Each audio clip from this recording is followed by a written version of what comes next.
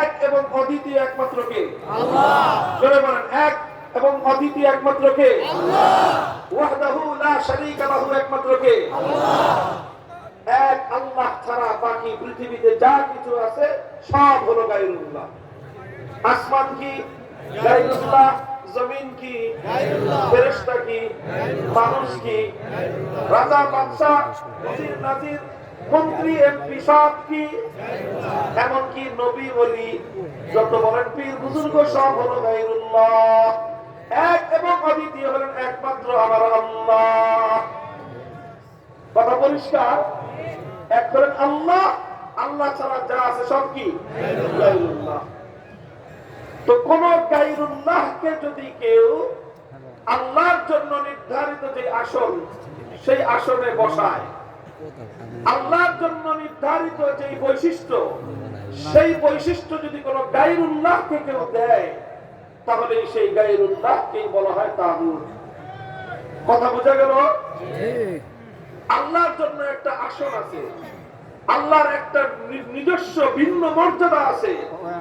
আল্লাহর সেই মর্যাদার মধ্যে যদি কোন গায়রুল্লাহকে এনে শরীক করা হয়, তখন সেই গায়রুল্লাহকে বলা হয় তাগুত।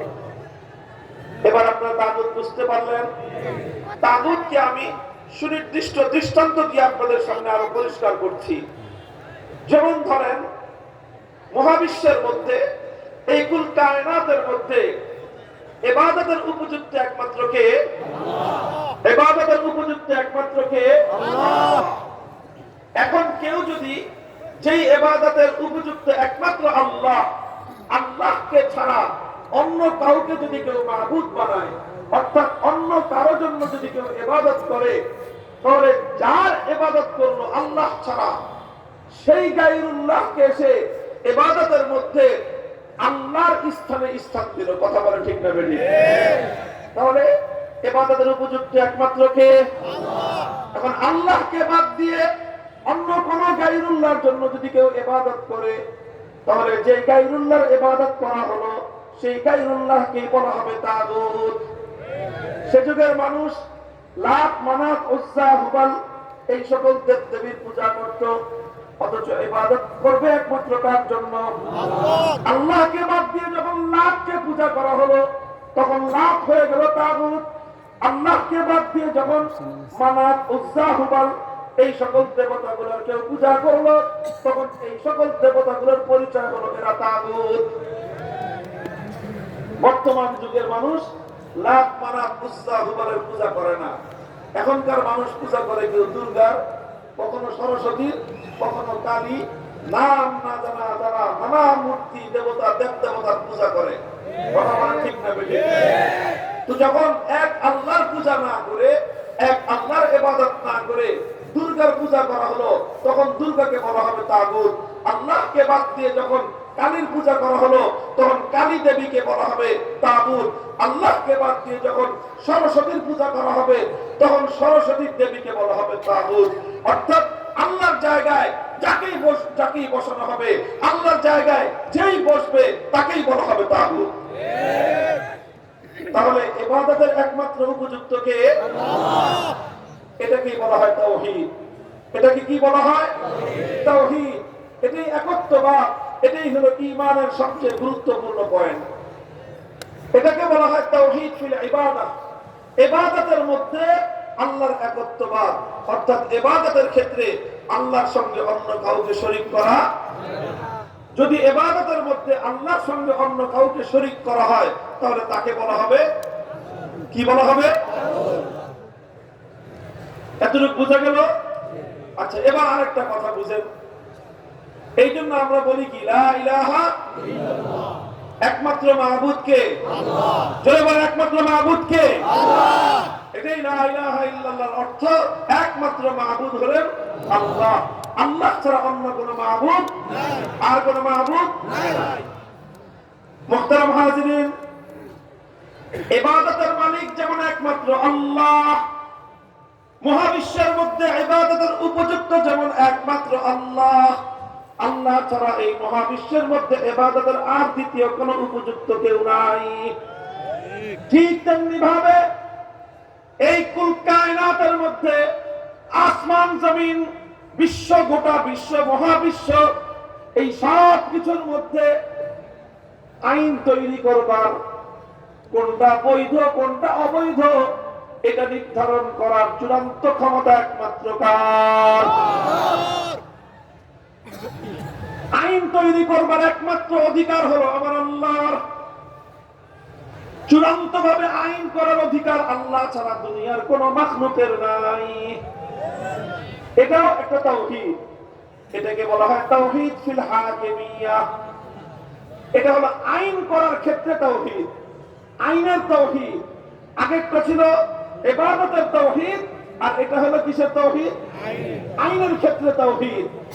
একজন মানুষ শুধু ইবাদতের ক্ষেত্রে তাওহীদ মানলেই চলে না, ইবাদতের ক্ষেত্রে যেরকম তাকে আল্লাহ তাওহীদকে বিশ্বাস করতে হবে, ঠিক তেমনি ভাবে আইনের ক্ষেত্রেও তাকে আল্লাহ তাওহীদকে মানতে হবে। যতক্ষণ পর্যন্ত একজন মানুষ তাওহীদে বিশ্বাসী না হবে, ততক্ষণ পর্যন্ত একজন মানুষ দুনিয়ার সমস্ত ইবাদত করতে পারে, ঈমানদার হতে পারে না। তাহলে আইন তৈরি করবার চূড়ান্ত ক্ষমতা একমাত্র কার? আল্লাহ। আইন তৈরি করবার নিরঙ্কুশ ক্ষমতা একমাত্র কার? আল্লাহ। আল্লাহ। মানুষ আল্লাহর আইনকে চ্যালেঞ্জ করতে পারে না। কেউ প্রশ্ন করতে পারেন যে আইন তৈরি করবার চূড়ান্ত ক্ষমতা, নিরঙ্কুশ ক্ষমতা যদি একমাত্র আল্লাহর হয়, তাহলে মানুষ কি কোনো আইন করতে পারবে না? সরকার কি কোনো আইন করতে পারবে না? আদালত কি কোনো আইন করতে পারবে না? কর্তৃপক্ষ কি কোনো আইন করতে পারবে না? এই জাতীয় প্রশ্ন আসতে পারে কি পারে না? আমি প্রশ্নটা করলাম, এই প্রশ্নের জবাব হলো হ্যাঁ, মানুষ আইন করতে পারবে, সরকার আইন করতে পারবে, আদালত আইন করতে পারবে, কর্তৃপক্ষ আইন করতে পারবে, কমিটি আইন করতে পারবে, সবাই আইন করতে পারবে, তবে একটা শর্তে পারবে। কয় শর্ত? জোরে বলেন, কয় শর্ত? সেই শর্ত হলো সরকার হোক, কর্তৃপক্ষ হোক, কমিটি হোক, যেই হোক, আইন করতে পারবে এক শর্তে, সেটা হলো মানুষের বানানো কোন আইন আমার আল্লাহর কোন আইনের সঙ্গে সাংঘর্ষিক হতে পারবে না। মানুষের কোন আইন আল্লাহর আইনের বাইরে যেতে পারবে না। মানুষ আইন তৈরি করতে পারবে আল্লাহর আইনের ভিতরে থেকে। মানুষকে আল্লাহ পাক রব্বুল আলামিন আল্লাহর আইনের বাইরে গিয়ে আল্লাহর আইনের সঙ্গে কন্ট্রাডিক্টেড কোন আইন তৈরি করবার রাইট এবং অধিকার দেন নাই। নারায়ে তাকবীর। মানুষ যত বড় রাষ্ট্র হোক, যত বড় সরকার হোক, যত বড় ক্ষমতাধর ব্যক্তি হোক, যত বেশি ব্যক্তি হোক, এমনকি সারা দুনিয়ার 700 কোটি মানুষ একত্রিত যদি হয়ে যায়, 700 কোটি মানুষ একযোগেও আমার আল্লাহর একটা আইনের 1 কোটি ভাগের 1 ভাগ পরিবর্তন করবার অধিকার রাখে না। মানুষ আইন করতে পারবে কয় শর্তে? এক শর্তে। শর্ত হলো আল্লাহর আইনের বিরুদ্ধে যেতে পারবে না। মুহতারাম হাজিরিন, কোন মানুষ যদি আল্লাহর আইনের বাইরে গিয়ে কোন আইন তৈরি করে, কোন মানুষ যদি আল্লাহর আইনের বিরুদ্ধে কোন আইন তৈরি করে, তাহলে সেই মানুষটাকেই বলা হবে তাগুত। কারণ আইন তৈরি করবার চূড়ান্ত ক্ষমতা কার? আল্লাহ। সে যখন আল্লাহর আইনের বিরুদ্ধে আইন করলো, তার মানে সে আল্লাহর আইনের চূড়ান্ত ক্ষমতা সে মানল না, বরং সে আল্লাহর সঙ্গে লড়াই বাঁধিয়ে দিল, সে আল্লাহর সঙ্গে প্রতিদ্বন্দ্বিতা তৈরি করে সে নিজেকে খোদা বলে দাবি করলো। আল্লাহর আইনের বিরুদ্ধে যে আইন করবে তাকেই বলা হবে তাগুত। আল্লাহর আইনের বিরুদ্ধে যদি কোনো রাজা বাদশা আইন তৈরি করে, সেই রাজা বাদশাকে বলা হবে তাগুত। আল্লাহর আইনের বিরুদ্ধে যদি কোন রাষ্ট্রপতি আইন তৈরি করে, সেই রাষ্ট্রপতিকে বলা হবে তাগুত। আল্লাহর আইনের বিরুদ্ধে যদি কোন প্রধানমন্ত্রী আইন জারি করে, সেই প্রধানমন্ত্রীকে বলা হবে তাগুত। আল্লাহর আইনের বিরুদ্ধে যদি কোন মন্ত্রী পরিষদ কোন আইন অনুমোদন দেয়, সেই মন্ত্রী পরিষদকে বলা হবে তাগুত। আল্লাহর আইনের বিরুদ্ধে কোন আদালত, কোন বিচারপতি, কোন বিচারালয় যদি কোন আইন তৈরি করে, সেই আদালত বিচারপতিকে বলা হবে তাগুত। আল্লাহর আইনের বিরুদ্ধে গিয়ে যদি কোন আইন পরিষদ, কোন সংসদ যদি কোন আইন পাশ করে, আল্লাহর আইনের বিরুদ্ধে যেই সংসদ আইন পাশ করবে, ওই সংসদ পুরানোর নামই হলো তাগুত। পরিষ্কার কথা, এই কথাগুলো আমরা বলি না। যে অভিশাপ আমাদের উপর এসেছে, হাজার হাজার নয়, লক্ষ লক্ষ নয়, কোটি কোটি মুসলমান বছর বছর হজ করে কিন্তু ঈমান নাই। হাজি, আলহাজ, ডবল হাজি, ট্রিপল হাজি, চৌপল হাজি, বছর বছর হাজি, ঈমান নাই। অসংখ্য অগণিত মানুষ আল্লাহর একত্ববাদকে সে বিশ্বাস করে না, সে তার যে ঈমান নাই এই ব্যাপারে তার খবরও নাই। আর এই ব্যাপারে মানুষ খবর পাবে কিভাবে? এই ব্যাপারে মানুষ চরম ভাবে গাফলাতের ঘুমে বিভোর হয়ে আছে। মানুষের মধ্যে এই ব্যাপারে সচেতনতা নাই। আর আমরাও এই কথা মানুষকে বলি না। কেন বলি না? ওই আগে বলেছিলাম, আমি যখনই এই কথা বলতে যাব তখন তারা আমাদের প্রতিপক্ষ হয়ে দাঁড়াবে, যারা আল্লাহর আইনের বিরুদ্ধে আইন করতে চায়, যারা আল্লাহর আইনের বিরুদ্ধে, কোরআনের আইনের বিরুদ্ধে যারা আইন তৈরি করতে চায়। আমরা যখন একত্ববাদের কথা বলি, আমরা যখন তাওহীদের কথা বলি, আমরা যখন ঈমানের কথা বলি, তখন তাদের ক্ষমতার মস্তকে গিয়ে আঘাত লাগে। তখন ক্ষমতার মস্তককে রক্ষা করবার জন্য আমাদের ঈমানকে ধ্বংস করতে চায়, আমাদের ঈমানের আওয়াজকে টুটি চেপে হত্যা করতে চায়। আমরা চিৎকার করে বলি, ঈমান জীবন থাকে কি থাকবে সেটা আমাদের চিন্তা করবার সময় নাই। ঈমানের কথা বলেছি, বলবো, বলতেই থাকবো ইনশাআল্লাহ। আল্লাহু আকবার, আল্লাহু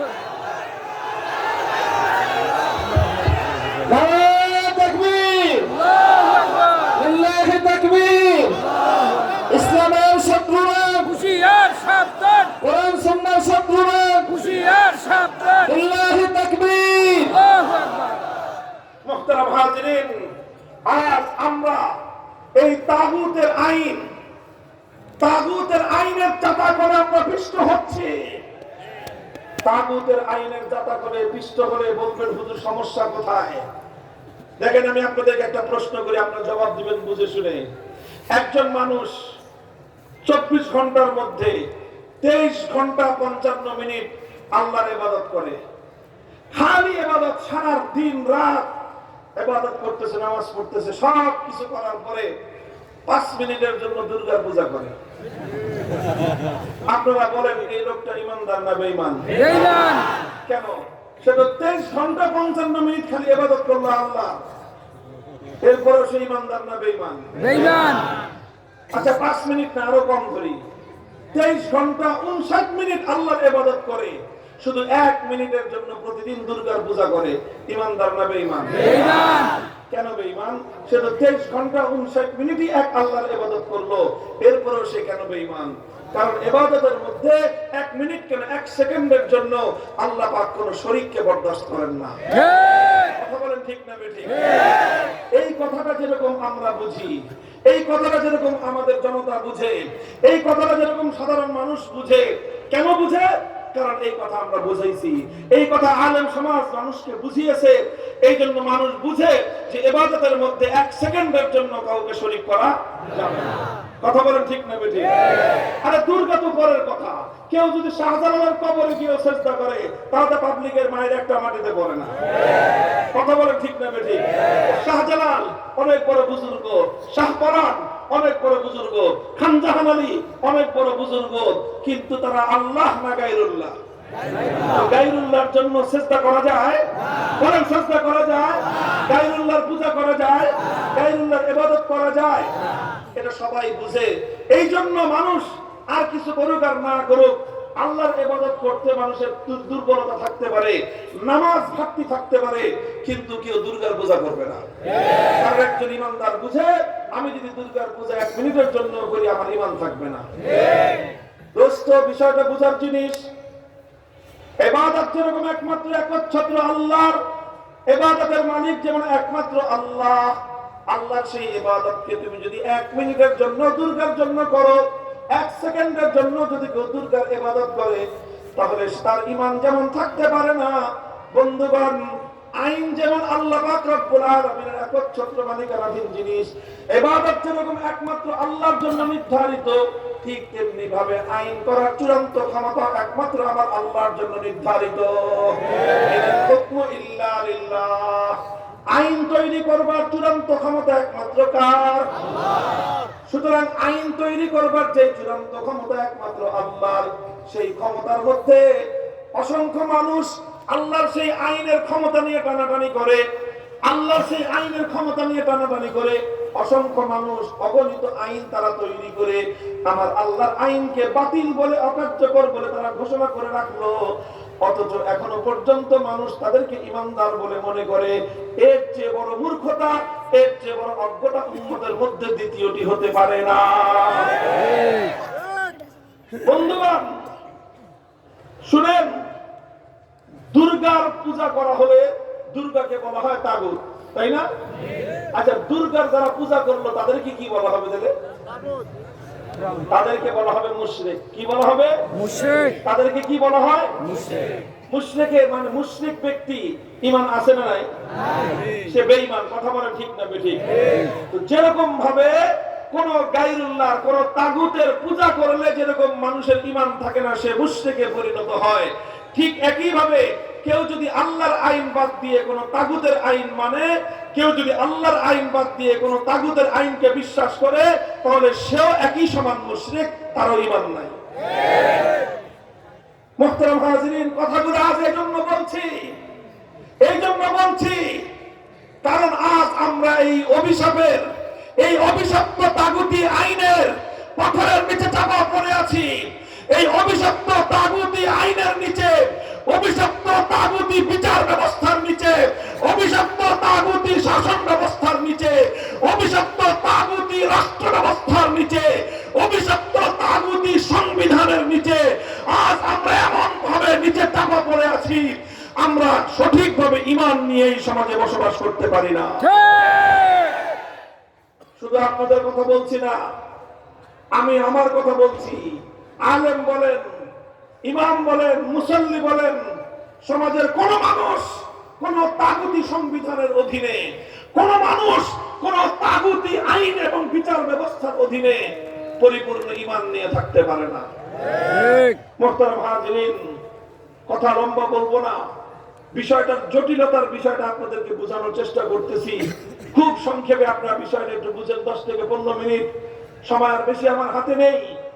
আমি আপনাদেরকে এই কথাটা বুঝাই। দেখেন কত জটিল অবস্থা আমি আর আপনি আছি। এই জটিলতা না বুঝলে এই ব্যবস্থা পরিবর্তন করবার জন্য আপনাদের হৃদয় থেকে ঈমানি জজবা জাগ্রত হবে না। এই জন্য বুঝতে হবে বিষয়টা। আমরা এই বর্তমান যে তাগুতি শাসন ব্যবস্থার অধীনে আমরা আছি, এই তাগুতি বিচার ব্যবস্থার অধীনে আমরা আছি, থাকার কারণে আমি আপনি আমাদের কারো ঈমান নিরাপদ নাই।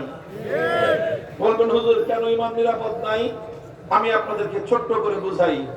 আচ্ছা বলেন তো, আপনারা এখানে এই যে হাজার হাজার মানুষ, কম করে হলো এখানে 30 থেকে 40 হাজার মানুষের মজমা আছে। এই যে মানুষ যে আমরা আছি, জীবনে কোনো কারণে কোনো প্রয়োজনে আমরা মামলা মোকদ্দমা চালানোর জন্য আদালতে আমাদের যেতে হয় কি হয় না? আচ্ছা বলেন তো, জীবনে কোনো একবার আদালতে গেছেন? কারা কারা আছেন এরকম একটু হাত উঠান তো। আমি তো আছি। মামলা আমার নামে 50টার উপরে মামলা। এই যে দেখেন কত মানুষ জীবনের বিভিন্ন সময়ে আদালতে গেছে, হাত নামান। কম করে হলো 20 থেকে 25% মানুষ হবে আদালতে গেছেন। কথা বলেন ঠিক না বেঠিক? বিভিন্ন কারণে যেতে হয়। আপনার বাড়ির সম্পদ চুরি হয়েছে, আপনি এই চুরির সম্পদ উদ্ধার করতে হলে দেশের প্রচলিত নিয়ম অনুযায়ী আপনার উপায় কি? মামলা করতে হবে। কথা বলেন ঠিক না বেঠিক? আপনার বাড়িতে ডাকাতি হয়েছে, বাঁচতে হলে দেশের প্রচলিত সিস্টেম অনুযায়ী কি করতে হবে? মামলা করতে হবে। আপনার ভাই খুন হয়েছে, আপনার আপনজনকে কেউ হত্যা করেছে, এখন আপনার ভাইয়ের এই হত্যাকাণ্ডের বিচার চাইতে হলে আপনার উপায় কি বলেন তো? কি করতে হবে? আদালতে মামলা করতে হবে। হবে কি হবে না? আচ্ছা আপনি মনে করেন মামলা করলেন, চুরির মামলা, ডাকাতির মামলা, হত্যা মামলা, যেটাই করলেন, এবং আপনি শক্তিশালীভাবে মামলা পরিচালনা করবার কারণে আদালতের সামনে অপরাধ প্রমাণিত হলো। অপরাধ যখন প্রমাণিত হবে তখন দোষী সাব্যস্ত যে হবে তার বিচার করবে কি করবে না আদালত? করবে। কি বলেন, আদালত বিচার করবে? তো আদালত যে বিচারটা করবে, আপনি যে চুরির বিরুদ্ধে মামলা করলেন, চোরের বিরুদ্ধে মামলা করলেন, আদালত চোরের বিরুদ্ধে একটা চোরকে শাস্তি দিবে। কথা বলেন ঠিক না বেঠিক? চোরের শাস্তির জন্য আল্লাহর কোরআনে কোনো বিধান আছে না নাই? আছে। আচ্ছা, তাহলে আল্লাহর কোরআনে যেই বিধানটা আছে, যে আইনটা আছে, আপনাদের আদালত সেই আইন অনুযায়ী চোরের শাস্তি দিবে? হ্যাঁ, দিবে না? আচ্ছা, তাহলে ডাকাত ধরা পড়লে তাহলে ডাকাতের বিচারটা আদালত কোরআনের আইন অনুযায়ী করবে? সেটাও করবে না। ওনাদের হত্যাকাণ্ডের বিচারটা অন্তত খুনির বিচারটা আল্লাহর আইন অনুযায়ী করবে? তাও করবে না। কথা মানতেছেন তো? ঠিক মতো আছেন তো কথায়? চোরের বিচার আল্লাহর আইন অনুযায়ী হলো না, ডাকাতের বিচার কোরআনের আইন অনুযায়ী হলো না, খুনের বিচার কোরআনের আইন অনুযায়ী হলো না, তাহলে হইল কোন আইন অনুযায়ী? আল্লাহর আইনের বাইরে মানুষের বানানো আইন, এটা হলো ব্রিটিশের বানানো আইনের দ্বারা বিচার করবে। কথা বলেন ঠিক না বেঠিক? তাহলে আল্লাহর কোরআন বলতেছে, এবার আপনারা বুঝে শুনে বুঝেন, ভালো করে কথা বুঝেন। আল্লাহর কোরআন বলতেছে যে আল্লাযীনা ইয়াজুমুনা আন্নাহুম আমানু বিমা উনজিলা ইলাইকা ওয়া মা উনজিলা মিন ক্বাবলিক ইউরিদুনা আন ইয়াতাহাকামু ইলা আত-তাগুতি ওয়া ক্বাদ উমিরু আন ইয়াকফুরু বিহি। আল্লাহর কোরআন বলতেছে, যারা আল্লাহর আইন থাকা সত্ত্বেও আল্লাহর আইন বাদ দিয়ে কোন মানুষের বানানো আইনের কাছে বিচার চাইতে যায়, তারা আর কিছু হলেও ঈমানদার হতে পারে না। এবার আপনাকে আমি প্রশ্ন করি, আপনি এই যে আল্লাহর আইন বাদ দিয়ে ব্রিটিশের বানানো আইনের কাছে যে চোরের বিচার চাইলেন, ডাকাতের বিচার চাইলেন, আপনি যে খুনের বিচার চাইলেন, আল্লাহর আইন বাদ দিয়ে মানুষের বানানো আইনের কাছে যে বিচার চাইলেন, এবার কোরআনের ফয়সালা অনুযায়ী আপনার ঈমান আছে না গেছে? এখন বলেন, পরিস্থিতিটা কি সহজ না খুব জটিল? পরিস্থিতি সহজ না জটিল? এখন বলবেন, হুজুর আসলে কি ঈমান চলে গেছে? প্রশ্নের জবাব হলো যে না, এখনো পুরোপুরি যায় নাই। ঈমান পুরোপুরি যায় নাই। ঈমান একটুর জন্য ঝুলে আছে। কি আছে? ঈমান একটুর জন্য ঝুলে আছে, ঝুলন্ত আছে। ঈমানটা কি করে নাই? যায় নাই। কেন যায় নাই? একটা কারণে যায় নাই। সেই কারণটা হলো যে আপনি খুশিতে, আপনি হাসতে খেলতে, মনের আগ্রহ নিয়ে আল্লাহর আইনকে উপেক্ষা করার জন্য মানুষের বানানো আইনের কাছে আপনি যান নাই। তাহলে কেন গেছেন? বাধ্য হয়ে গেছেন। কথা বলেন ঠিক না বেঠিক? আমরা এই যে তাগুতি বিচার ব্যবস্থার কাছে যে গেলাম, তাগুতি আইনের কাছে যে বিচার চাইলাম, এটা ইচ্ছায় চাইলাম না বাধ্য হয়ে চাইলাম? বাধ্য হয়ে চেয়েছে। যারা যারা বাধ্য হয়ে গায়রুল্লাহর আইনের কাছে বিচার চায়, যারা বাধ্য হয়ে তাগুতি বিচার চায়, তাদের ঈমানটা কোন রকম আছে। আর যারা বাধ্য না হয়ে মনের সন্তুষ্ট চিত্তে গায়রুল্লাহর বানানো আইনের কাছে বিচার চাইতে যায়, কোরআনের স্পষ্ট ফয়সালা অনুযায়ী তারা বেঈমান। এখন আপনি যে বাধ্য হয়ে গেলেন, এই বাধ্য হয়ে আপনার দাদায় গেছিল, বাধ্য হয়ে আপনার বাবায় গেছিল, বাধ্য হয়ে আপনি গেছেন, বাধ্য হয়ে আপনার ছেলে যাবে, তারপরে বাধ্য হয়ে আপনার নাতি যাবে। প্রশ্ন হলো, আপনার দাদার যুগ থেকে আপনার নাতির যুগ পর্যন্ত কতকাল আর আপনারা বাধ্য থাকবেন? এটা হলো আমার প্রশ্ন। কতকাল আপনারা বাধ্য থাকবেন? বাধ্য থাকতে চান না স্বাধীন হতে চান? কথাটা হলো এই জায়গায়, বাধ্য হলে তো অনেক কিছুই মানুষের জন্য বৈধ হয়। একজন মানুষ যখন জীবন বাঁচানোর জন্য বাধ্য হয়ে যায়, তখন তার জন্য হারাম খাদ্য খাওয়া যায়। কথা বলেন ঠিক না বেঠিক? যখন মানুষ জীবন বাঁচানোর জন্য কোনো খাদ্য না পায়, মরা গরুর গোশত খাওয়া যায়। জীবন বাঁচানোর জন্য কোনো খাদ্য না পায়, তখন তার জন্য কুত্তার গোশত খাওয়া। জীবন বাঁচানোর জন্য কোনো উপায় নাই, তখন শুয়োরের গোশত খাওয়া। বাধ্য হয়ে শুয়োরের গোশত খাওয়া যায় আছে, বাধ্য হলে কুত্তার গোশত খাওয়া যায় আছে, বাধ্য হলে মরা গরুর গোশত খাওয়া যায় আছে। কিন্তু কামটা খুব ভালো কাম বলেন? বাধ্য হয়ে আপনি মরা গরুর গোশত খাবেন, কয়দিন খাবেন বলেন তো? বাধ্য বাধ্য হয়ে কেউ কুত্তার গোশত খাবে, কতদিন খাবে? বাধ্য হয়ে সে শুয়োরের গোশত খাবে, কয়দিন খাবে? তার জন্য জরুরি হলো সে এখন তো জীবন রক্ষা করার জন্য একটুখানি খাবার খেয়ে জীবনটা রক্ষা করবে, দ্রুত সে হালাল খাদ্য তালাশ করবে। কথা বলেন ঠিক না বেঠিক? যখনই সে হালাল খাদ্য অন্বেষণ করবে, হালাল খাদ্যের সন্ধান করবে, হালাল খাদ্যের সন্ধান না করে, হালাল খাদ্যের তালাশ না করে শুধু বসে বসে মরার গোশত খাওয়া, মরা গরুর গোশত খাওয়া, বসে বসে কুত্তার গোশত খাওয়া, বসে বসে আরামসে শুয়োরের গোশত খাওয়া, এটা কোনোদিন কোনো ইমানদারের কাজ হতে পারে না। মুহতারাম হাজিরিন, কুত্তার গোশত খাওয়া স্বাভাবিক অবস্থায় হারাম, এটার দ্বারা ঈমান যায় না, শুধু কি হয়? গুনাহ হয়। শুয়োরের গোশত খাওয়া হারাম, শুয়োরের গোশত খাইলে ঈমান যায় না, শুধু হারাম হয়।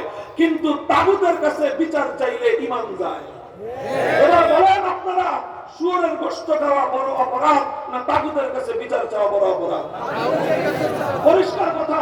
মুফতি সাহেব হুজুররা এখানে অনেক আছে, মনে করেন না যে মামুনুল হক একা একা খালি গলার জোরে কথা বলে পার পেয়ে যাবে। আমাদের আলেমরা যত বড় হুজুর হোক, ভুল কথা বললে কাউকে ছাড় দেওয়া হয় না। আমি যদি ভুল কথা বলে যাই, আমি এই কথা সারা দেশে বলতেছি, আমার এই কথার মধ্যে যদি ভুল থাকতো তাহলে আমার যে বহুত বড় বড় হুজুররা আছে, আমার সমপর্যায়ের হুজুররা আছে, আমার ছাত্র পর্যায়ের বহুত বড় বড় আলেমরা আছে, কেউ এক চুল পরিমাণ ছাড় দিয়ে কথা বলতো না। মনে রাখতে পারেন, বিশ্বাস করতে পারেন যে এই কথার মধ্যে কোনো ভেজাল নাই। আবার আপনাদের কাছে প্রশ্ন করতেছি, শুয়োরের গোশত খাওয়া বড় অন্যায় না তাগুতের কাছে বিচার চাওয়া বড় অন্যায়? তাহলে শুয়োরের গোশত খেয়ে বাধ্য হলে শুয়োরের গোশত খাওয়া জায়েজ, কিন্তু কেউ তো বছরের পর বছর শুয়োরের গোশত খাবে না। কথা বলেন ঠিক না বেঠিক? সে নিজের জীবনকে রক্ষা করার জন্য শুকরের গোশত বাদ দিয়ে হালাল খাদ্য সন্ধান করবে, কুকুরের গোশত বাদ দিয়ে হালাল খাদ্য সন্ধান করবে, মরা গরুর গোশত বাদ দিয়ে হালাল খাদ্য সন্ধান করবে। ঠিক তদ্রুপ বাধ্য হয়ে তাগুতের কাছে বিচার চাইলেন, কিন্তু আল্লাহর আইন অনুযায়ী বিচার ব্যবস্থা প্রতিষ্ঠার জন্য সন্ধান চালানো, অনুসন্ধান করা, চেষ্টা করা আপনার এবং আমার জন্য ফরজ ছিল কি ছিল না? আল্লাহু আকবার, আল্লাহু আকবার।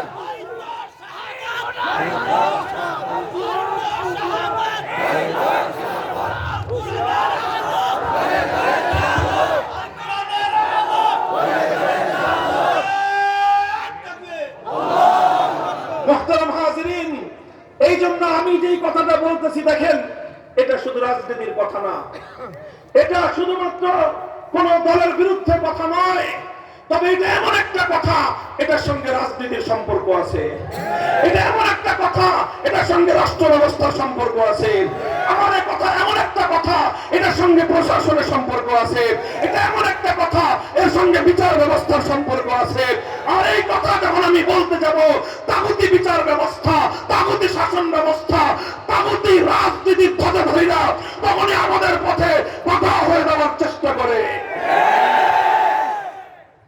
মুহতারাম হাজিরিন, আমরা এই অবস্থা থেকে মুক্তি চাই। কথা বলেন ঠিক না বেঠিক? আমি আর আপনি যদি মুক্তি চাই, আমরা যদি সঠিক অর্থে মুক্তি চাই এবং তাগুতি ব্যবস্থাকে উৎখাত করবার জন্য আমরা যদি সম্মিলিতভাবে চেষ্টা করি, এই ব্যবস্থা উৎখাত করা সম্ভব কি সম্ভব না? আমার দেশের দালাল ছেলেরা দেখিয়ে দিয়েছে, বড় বড় রাজনৈতিক দলগুলো পারে নাই, কারণ তাদের মধ্যে ক্ষমতার স্বার্থ ছিল। বড় বড় রাজনৈতিক নেতারা পারে নাই, কিন্তু 15 বছরের ফাঁসিবাদী স্বৈরাচারী নব্য ফেরাউনের মতো জালিমশালী অত্যাচারী শেখ হাসিনার এই ফাঁসিবাদী স্বৈরাচারী শক্তিকে কিছু ছাত্রদের নেতৃত্বে গোটা বাংলার মাটি থেকে উদ্ধার করা হবে।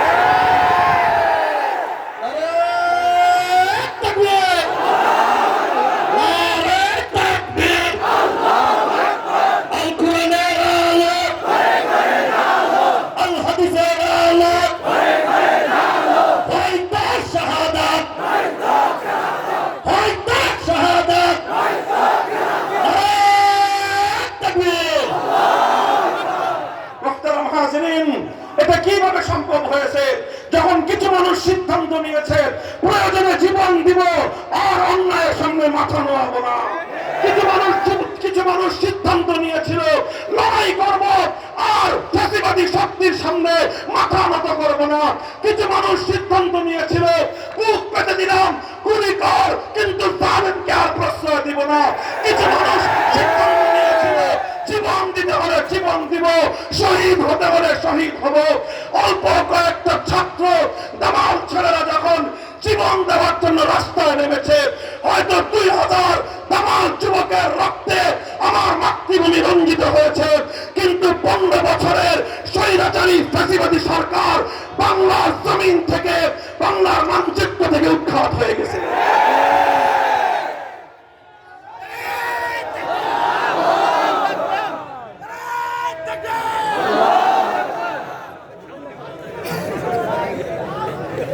ইসলাম না গণতন্ত্র, নারে তাকবীর, আসসালামু আলাইকুম। ইসলাম না গণতন্ত্র, ইসলাম ইসলাম। মুহতারাম হাজিরিন, আমি আরেকটা কথা আমার আখেরি পয়গাম আপনাদের সামনে।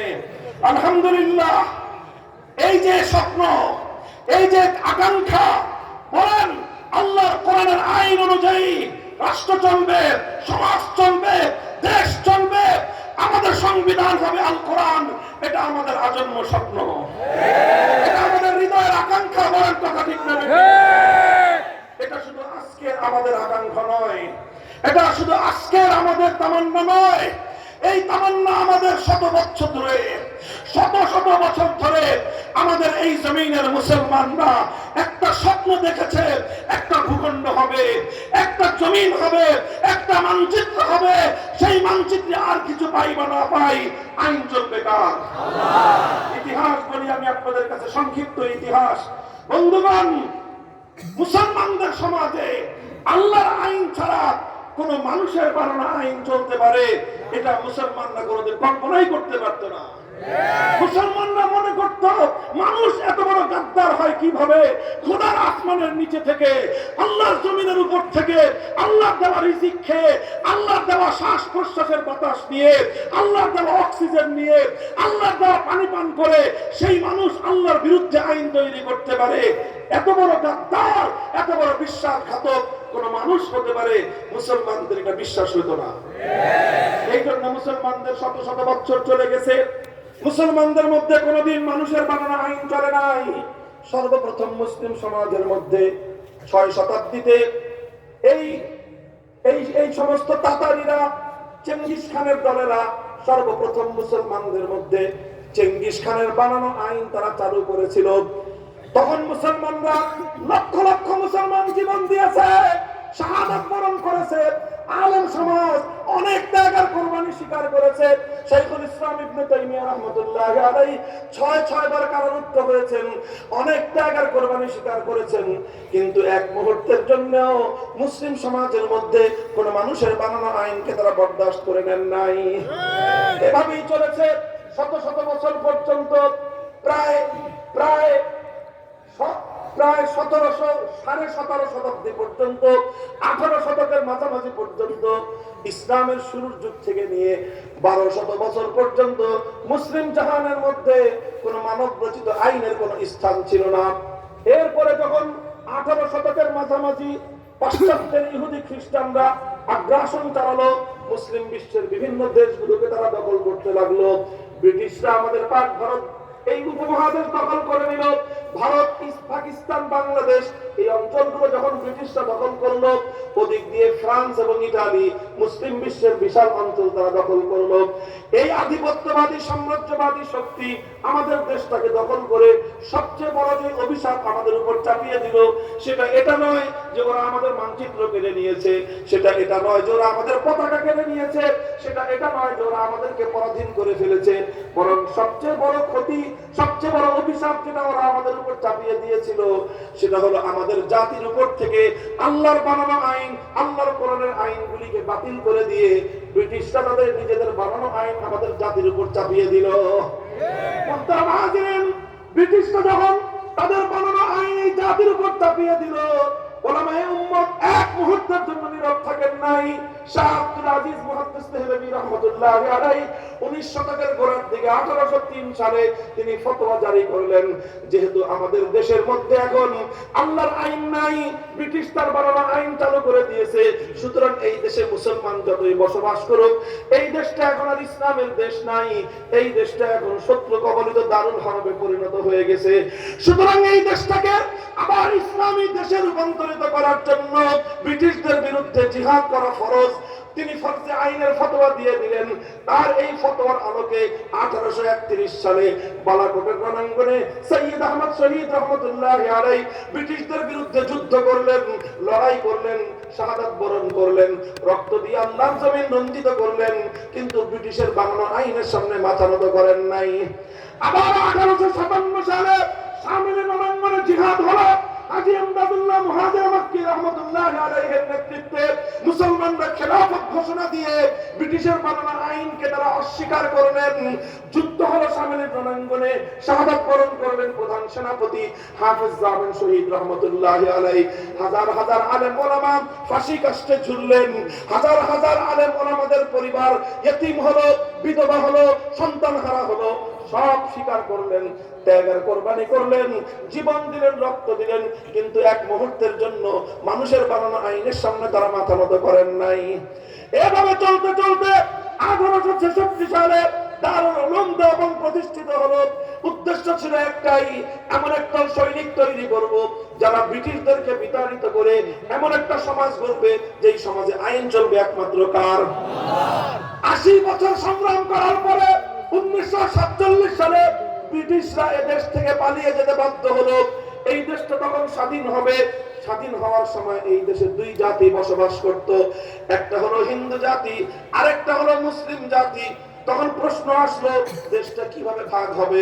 অধিকাংশ মুসলমানরা একটা কথাই বলল, আমরা আর কিছু চাই না, বেশি কিছু চাই না, আমরা চাই এমন একটা ভূখণ্ড যেই ভূখণ্ডে মুসলমানরা আর কিছু পাক বা না পাক আইন চলবে কার? সিদ্ধান্ত হলো, ভাগাভাগি হয়ে গেল। একটা ভাগ পড়লো হিন্দুদের ভাগে, আরেকটা ভাগ হলো মুসলমানদের ভাগে। যে অঞ্চলগুলোতে মুসলিম মেজরিটি ছিল সেই অঞ্চলগুলিতে মুসলমানদের জন্য আলাদা স্টেট হলো, অঙ্গীকার করা হয়েছিল, ওয়াদা করা হয়েছিল। মুসলিম প্রধান এলাকাগুলোতে যেই দেশ হবে সেই দেশের মধ্যে শাসন চলবে আল কোরআনের আইন দিয়ে, সেই দেশ আইন হবে আল্লাহর কোরআনের আইন, সেই দেশে সংবিধান হবে আল কোরআনের সংবিধান। মুহতারাম হাজিরিন, এটা করার জন্য অনেক রক্ত দিতে হয়েছে, এটুকু করার জন্য অনেক জীবন দিতে হয়েছে। হাজার হাজার মানুষ তাদের বাড়িঘর ছেড়ে দিয়ে কোটিপতি এক রাতে পথের ভিখারিতে পরিণত হয়েছে। বাপ দাদার সম্পত্তি ছেড়েছে, বাড়িঘর ছেড়েছে, সবকিছু ছেড়ে শুধুমাত্র এক কাপড়ে নিজের সন্তানটাকে কোলে করে নিয়ে স্বামী, স্ত্রী, ভাই, বোন, বাবা, মা, কয়েকজন মানুষ মিলে সবকিছু পেছনে ফেলে দিয়ে শুধুমাত্র এমন একটা দেশে বসবাস করতে চেয়েছিল যেই দেশের আইনটা হবে কার? পথের মধ্যে এমন অসংখ্য ঘটনা ঘটেছে, মায়ের কোল থেকে তার সন্তানকে কেড়ে নেওয়া হয়েছে, মা আত্মচিৎকার করে সন্তানের জন্য হাজারি করেছে, কিন্তু মা তার পথ চলা থামিয়ে দেয় নাই। সন্তানের মায়া ত্যাগ করে আল্লাহর কোরআনের আইনের দ্বারা শাসিত হওয়ার জন্য সে মুসলমানদের ভূখণ্ডে হিজরত করেছে। হাজার হাজার নয়, লক্ষ লক্ষ মানুষ এই পাক ভারত উপমহাদেশে শুধুমাত্র আল্লাহর কোরআনের আইন দ্বারা শাসিত হবে এমন একটা দেশের জন্য তারা বহু ত্যাগ আর কোরবানি স্বীকার করেছিল। আর এই ত্যাগ আর কোরবানি এই ভারত উপমহাদেশের অনেক মুসলমানরাই করেছে। পাঞ্জাবের মুসলমানরা করেছে, বেলুচিস্তানের মুসলমানরা করেছে, সীমান্ত প্রদেশের মুসলমানরা করেছে, অনেকেই করেছে। তবে ইতিহাস সাক্ষী, গোটা ভারতবর্ষে অন্য কোন প্রদেশের মুসলমানদেরকে এত ত্যাগ আর কোরবানি স্বীকার করতে হয় নাই আমার এবং আপনার এই বাংলাদেশের মুসলমানদেরকে যতটা ত্যাগ আর কোরবানি স্বীকার করতে হয়েছে। বন্ধুগণ, এটা আমাদের গৌরবের ইতিহাস, এটা আমাদের অহংকারের ইতিহাস, রক্ত দেওয়ার ইতিহাস, শাহাদাত বরণ করবার ইতিহাস, জীবন দেওয়ার ইতিহাস। এই জীবন আসমান থেকে নেমে এসে কোনো ফেরেশতারা দেয় নাই। এই জীবন, এই ত্যাগ আর কোরবানি বিদেশ থেকে কোনো ভাড়াটিয়া এনে দেওয়া হয় নাই। এই ত্যাগ আর কোরবানি স্বীকার করেছে আমার এবং আপনার পূর্বপুরুষরা। কারো দাদা, কারো বাবা, কারো পরদাদা, এই আমাদের পূর্বপুরুষরা সব ত্যাগ আর কোরবানি স্বীকার করেছিল। কোনো ক্ষমতার মসনদের জন্য নয়, হালুয়া রুটির জন্য নয়, শুধুমাত্র দুনিয়ার উন্নতির জন্য নয়, শুধুমাত্র একটা জিনিসের সন্ধানে। এমন একটা ভূখণ্ড পাবো যে ভূখণ্ডে আইন চলবে একমাত্র কার? মোহতারাম হাজিরিন, এই বাংলার মুসলমানরা সিদ্ধান্ত নিয়ে বাড়ির কাছের কলকাতাকে লাথি মারলো, নিজেদের বাংলাদেশের চতুর্পার্শ্বের ভারতের সাথে সম্পর্ক ছিন্ন করলো, দিল্লিকে তালাক দিল, সব কিছু করে 2000 মাইলের দূরত্বের এই খান পাঠানদের সঙ্গে পশ্চিম পাকিস্তানিদের সঙ্গে একজোট হয়ে একটা রাষ্ট্র গঠন হলো। সেই রাষ্ট্রের নাম যাই হোক না কেন, সেই রাষ্ট্রের মূল ঘোষণা ছিল, মূল অঙ্গীকার ছিল, এমন একটা রাষ্ট্র হবে যেই রাষ্ট্রে আইন চলবে কার? কিন্তু দুঃখ এবং পরিতাপের বিষয়, সেই রাষ্ট্রটার নাম হলো পাকিস্তান। ক্ষমতা পেল পশ্চিম পাকিস্তানিরা। পশ্চিম পাকিস্তানিরা ক্ষমতা পাওয়ার পর গাদ্দারি শুরু করলো, বিশ্বাসঘাতকতা শুরু করলো, জাতির সঙ্গে গাদ্দারি করলো, মুসলমানদের সঙ্গে বিশ্বাসঘাতকতা করলো। কথা ছিল আল্লাহর কোরআন অনুযায়ী আইন চলবে, আল্লাহর কোরআন অনুযায়ী রাষ্ট্র চলবে। কিন্তু তারা ক্ষমতা পেয়ে ক্ষমতার হালুয়া রুটিতে মগ্ন হয়ে আল্লাহর কোরআনের আইন বাস্তবায়নের কথা তারা ভুলে গেল। আলেম ওলামা তাদেরকে বললেন যে কথা তো ছিল কোরআনের আইন কায়েম হবে। পশ্চিম পাকিস্তানি স্বৈর শাসকরা বলল, হুজুর রাষ্ট্রটা এখনো শিশু রাষ্ট্র। কি ভাই, রাষ্ট্রটা এখনো শিশু রাষ্ট্র তো, আর ইসলামের আইন কানুন একটু শক্ত, ছোট বাচ্চা তো শক্ত খাবার খাইতে পারবে না, এই জন্য এখন তরল দুধ খাওয়াইতে হবে। পশ্চিমা ইহুদি খ্রিস্টানদের দালালির দুধ খাওয়ায় শুধু রাষ্ট্রটা একটু বড় হোক, একটু বড় হলে তখন শক্ত খাবার খাওয়ার উপযুক্ত হবে, তখন আমরা ইসলামী হুকুমত কায়েম করব। ঠিক আছে, হুজুররা বললেন আপনারা এই পশ্চিমা ইহুদি খ্রিস্টানদের দুধ খাওয়ায় আপনার রাষ্ট্র বড় করেন দেখি। 5 বছর পরে হুজুররা জিজ্ঞাসা করলো, রাষ্ট্র শিশু বড় হয়েছে? কয় না হুজুর, এখনো বড় হয়নি, আরো দিন লাগবে। 10 বছর পরে জিজ্ঞাসা করলো, রাষ্ট্র শিশু বড় হয়েছে? কয় না, শিশু এখনো বড় হয়নি, আরো সময় লাগবে। 15 বছর পরে জিজ্ঞাসা করলো, শিশু বড় হয়েছে? না, এখনো বড় হয়নি, আরো সময় লাগবে। 20 বছর পরে জিজ্ঞাসা করলো, এই বুইরা খাটাস শিশুটা বড় হবে কবে? তার পাকিস্তান নামক বুইরা খাটাসটা বড় হবে কবে? কথা ছিল আল্লাহর কোরআনের আইন চলবে, কথা ছিল ইসলামী শরীয়তের নিজাম চলবে। 20 বছর পর্যন্ত তোমরা জাতির সঙ্গে প্রতারণা করছো, আর কত ধোঁকাবাজি করবো? জবাব চাই। আমার আব্বাজান শাইখুল হাদিস রাহমাতুল্লাহি আলাইহি বড় কষ্ট নিয়ে, হৃদয়ে রক্তক্ষরণ নিয়ে একটা কৌতুক করে কথা বলতেন, যেই পোলা 24 বছরেও বালক হয় না, সাবালক হয় না, ওটা 90 বছরেও হবে না। কথা বলেন ঠিক না বেঠিক? 24 বছরের পোলারে যদি কেউ কয় শিশু, আপনি কি করবেন বলেন তো? আরে করবেন নাকি আপনি বলেন না? 24 বছরের পোলা শিশু হয়? আরে 24 বছরের ছেলে তো আবু সাইদ হয়, 24 বছরের ছেলে তো যুবক হয়।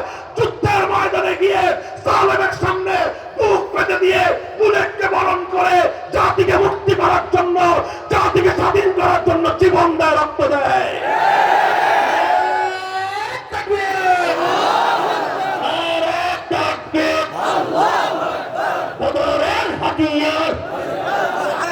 নাস্তিকদের আস্তানা হয়তো শাহাদাত,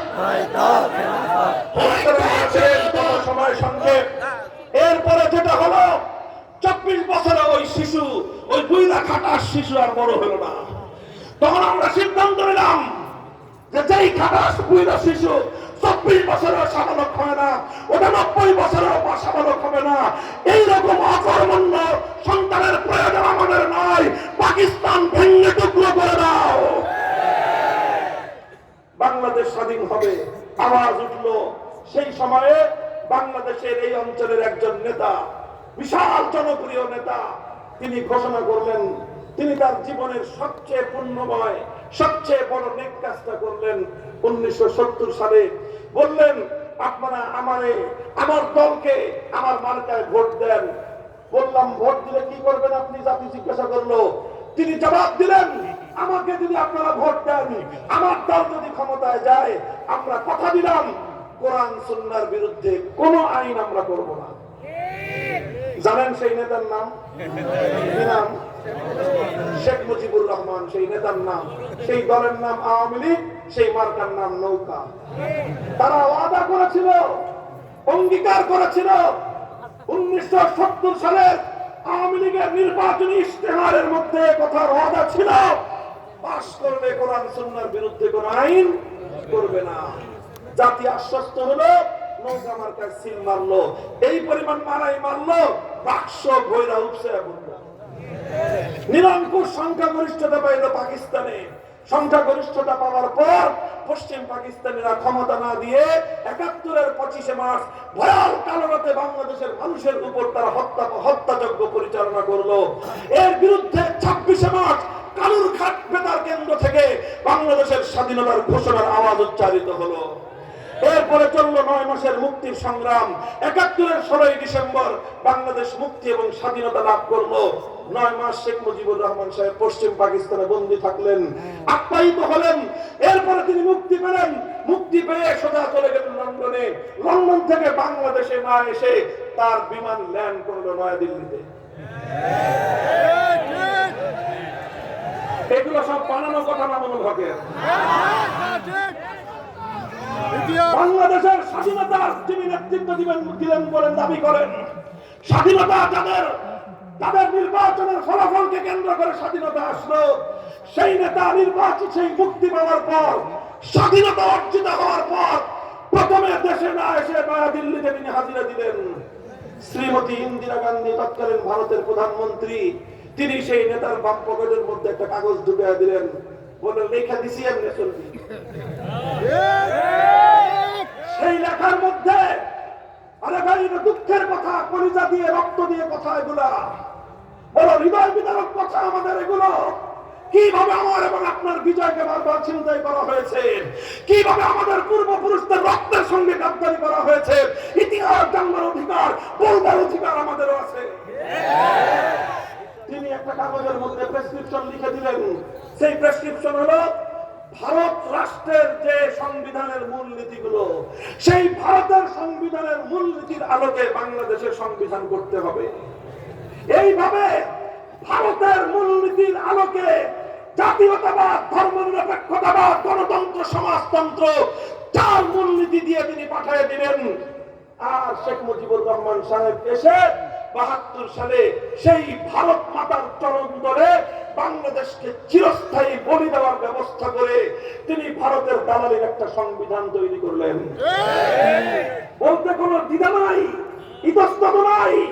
এটা শুধু আজকে বলছি না, এই কথা আমি আজ 15 বছর 20 বছর ধরে বলে যাচ্ছি। এরপরে যে কথাটা হলো, যে কাজ তিনি ৭০-এর নির্বাচনের সময় জাতির সঙ্গে অঙ্গীকার করেছিলেন, কোরআন সুন্নাহ বিরোধী কোন আইন করবেন না, যার ভালো যেটা, ভালোটাকে ভালো বলতে হবে। কথা বলেন ঠিক না বেঠিক? তিনি ৭০ সালে, আমি বলেছি, জীবনের সবচেয়ে বড় পুণ্যের কাজ করেছিলেন, সবচেয়ে বড় নেকির কাজ তিনি করেছিলেন। ঘোষণা দিয়েছিলেন কোরআন সুন্নাহর বিরুদ্ধে কোন আইন করবেন না।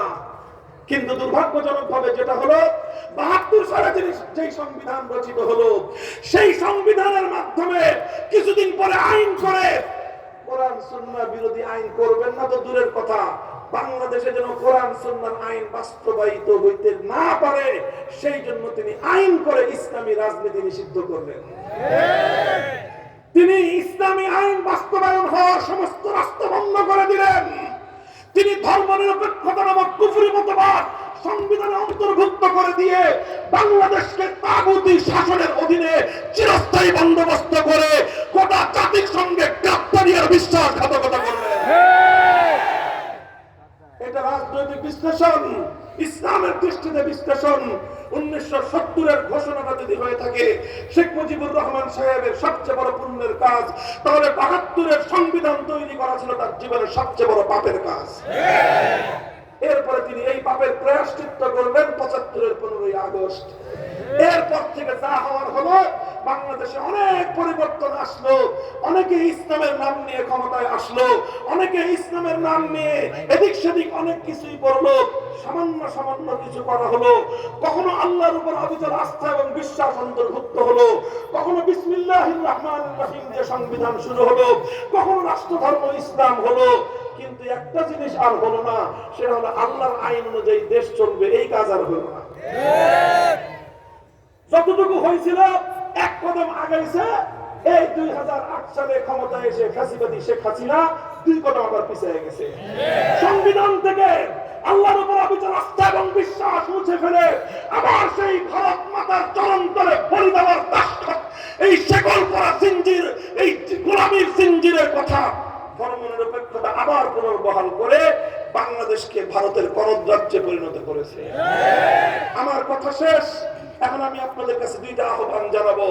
1 নম্বর আহ্বান, এতদিন তো আমরাই শুধু চিৎকার করতাম ভারতের বিরুদ্ধে, আমরা আলাদাই বলতাম ভারতের আধিপত্য আমরা মানি না, ভারতের আধিপত্য মানি না বলেই 1905 সালে আমরা বঙ্গভঙ্গ করে কলকাতার এই শৃঙ্খলা আমরা ভেঙেছিলাম।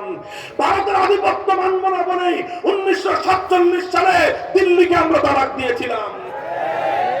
কিন্তু এরপরে ছলে বলে কৌশলে আমাদেরকে তারা শৃঙ্খলা আবদ্ধ করে বাংলাদেশের 18 কোটি শাহজালালের সন্তানদেরকে তারা দাবায় রাখবার চেষ্টা করতেছে।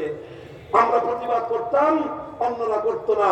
এখন তো মাশাআল্লাহ অন্তর্বর্তীকালীন সরকার সহ সব রাজনৈতিক দল একই কথা বলে।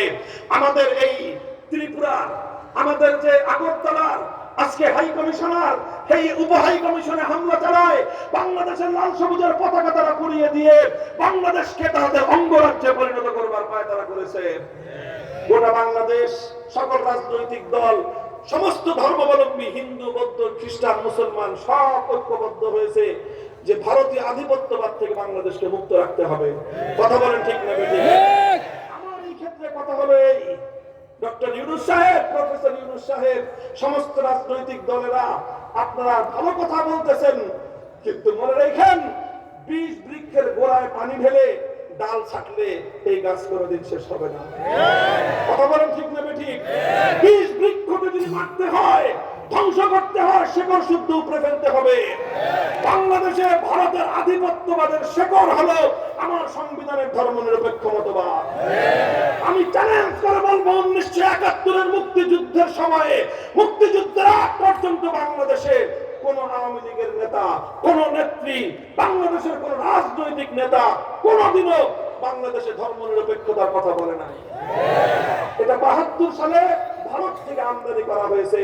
যতক্ষণ পর্যন্ত ভারতের আমদানিকৃত এই পচা মাল বাংলাদেশ থেকে আবার ভারতে পাচার না করা হবে, ততদিন বাংলাদেশ ভারতীয় আধিপত্যবাদ থেকে মুক্তি পাবে না। এজন্য এবার একটাই আওয়াজ, বাংলার সংবিধান থেকে ধর্মনিরপেক্ষতা নামক কুফরি মতবাদ বাংলাদেশ থেকে পাচার করে দিল্লিতে পাঠিয়ে দাও, দিল্লিতে পাঠিয়ে দাও।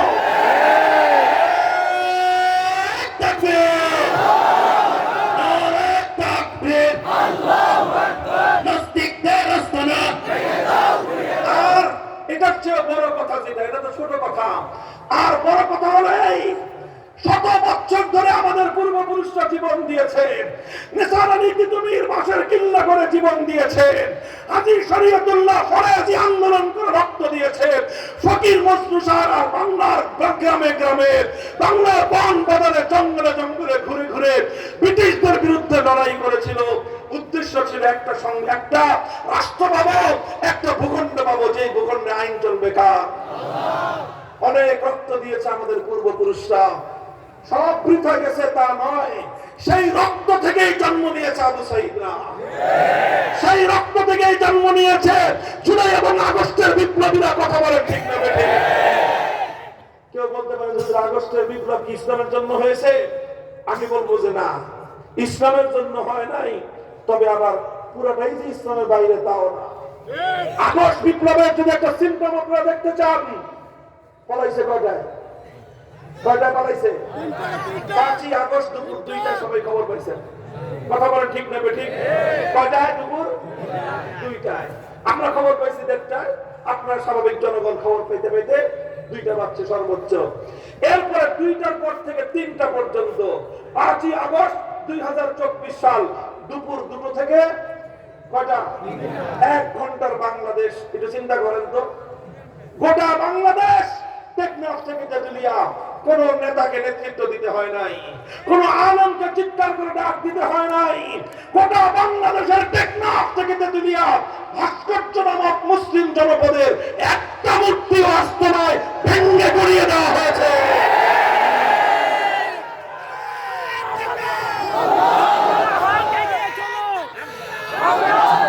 বলেন এই মূর্তিগুলো ভাঙছে কারা? বিপ্লবীরা। বলেন কারা ভাঙছে? বলেন 5ই আগস্ট গোটা বাংলাদেশকে মুক্তিমুক্ত করেছে কারা? বিপ্লবীরা। এটার অর্থ এটা না যে হিন্দুদের মূর্তির বিরুদ্ধে আমাদের কোনো কথা আছে না। আপনাদের মূর্তি হিন্দু ধর্মাবলম্বীদের মন্দিরে, তাদের বাড়ি ঘরে তারা মূর্তি রাখবে, সেটা তাদের ধর্মীয় বিষয়। এটা নিয়ে কখনোই আমরা সাম্প্রদায়িক উস্কানিমূলক কোনো কথাও বলি না, কাজও করি না। কথা বলে ঠিক না বেঠিক?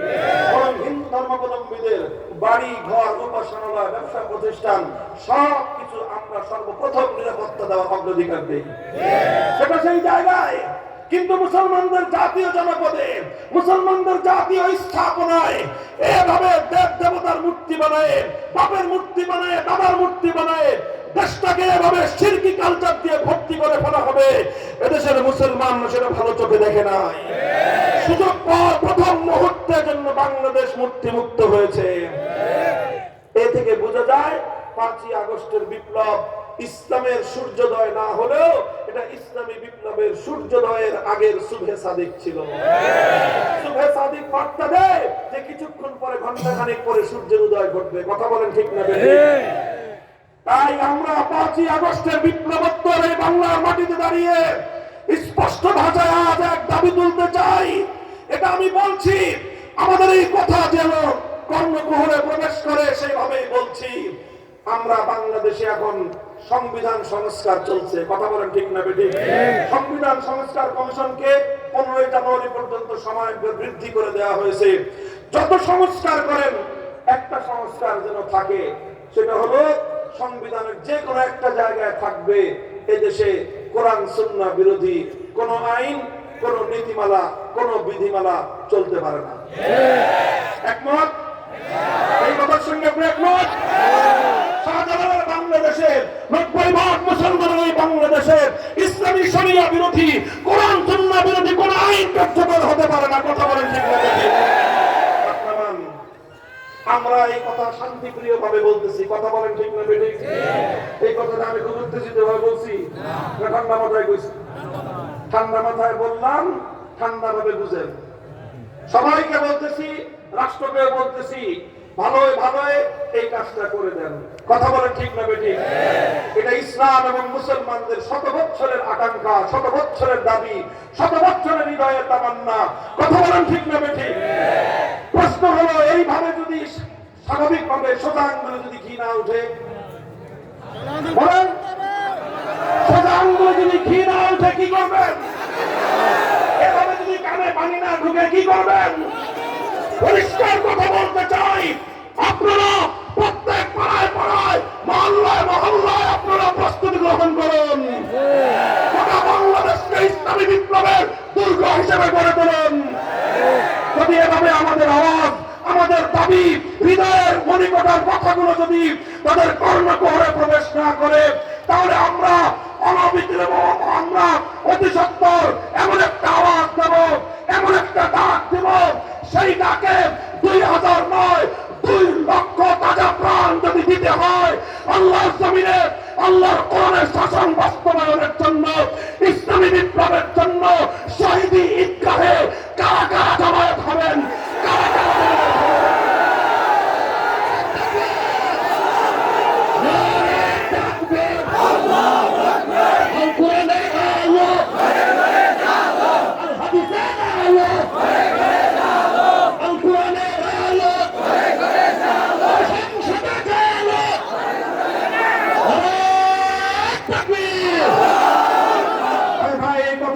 শুধু কথার কথা না শপথ?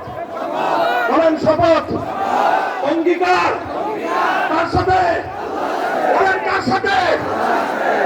আল্লাহ এই অঙ্গীকার দেখছেন, কি বিশ্বাস আপনাদের? আল্লাহ দেখছেন কি দেখেন নাই? শুনছেন কি শুনেন নাই? অঙ্গীকার রক্ষা করবেন কি করবেন না, এটা আপনার যার দক্ষতার সাথে সে বুঝবেন ইনশাআল্লাহ। কথা বলেন ঠিক না ঠিক? ইনশাআল্লাহ আগামী বাংলাদেশ হবে ইসলামের বাংলাদেশ। কথা বলেন ঠিক না ঠিক? এর পরবর্তী বিপ্লব হবে ইসলামের বিপ্লব। আল্লাহ পাক রব্বুল আলামিন কবুল করেন, তৌফিক দান করেন। সুবহানাল্লাহি ওয়া বিহামদিহি, সুবহানাকাল্লাহুম্মা বিহামদিক, আশহাদু আল লা ইলাহা ইল্লা আনতা, আস্তাগফিরুকা ওয়া আতুবু ইলাইক। আল্লাহুম্মা সাল্লি আলা মুহাম্মাদ ওয়া আলা আলি মুহাম্মাদ কামা সাল্লাইতা আলা ইব্রাহিম ওয়া আলা আলি ইব্রাহিম ইন্নাকা হামিদুম মাজিদ। ইয়া হাইয়্যু ইয়া কাইয়্যুম برحمتك نستغيث أصلح لنا شأننا كله ولا تكلنا إلى أنفسنا طرفة عين। إله العالمين رب العالمين হাজার হাজার মানুষ, লাখো মানুষের এই মজমাকে আল্লাহ আপনি কবুল ফরমান।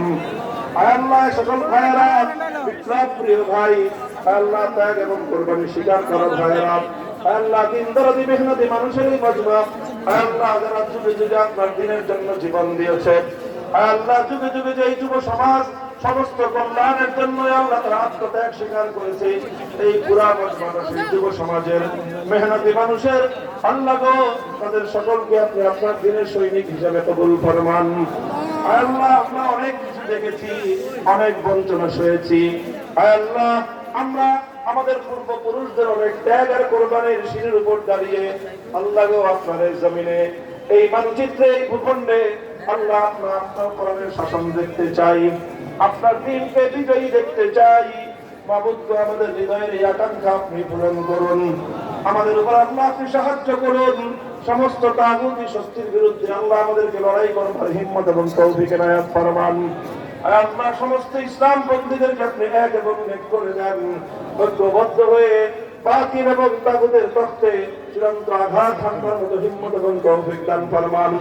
পৃথিবীর প্রান্তে প্রান্তে আল্লাহ মুসলমানরা জেগে উঠছে, খোরাসানের মুসলমানরা জেগেছে, সিরিয়ার মুসলমানরা জেগেছে, বাংলার মুসলমানদেরকে আল্লাহ আপনি জাগ্রত করে দিন। ইলাহুল আলামিন রব্বুল আলামিন আমাদের এই ভূখণ্ডের প্রতি ইঞ্চি মাটিকে আপনি ইসলামের ঘাঁটি হিসেবে কবুল ফরমান। আল্লাহ উলামায়ে কেরামের নেতৃত্ব এবং কিয়াদতকে আপনি প্রতিষ্ঠিত করে দেন।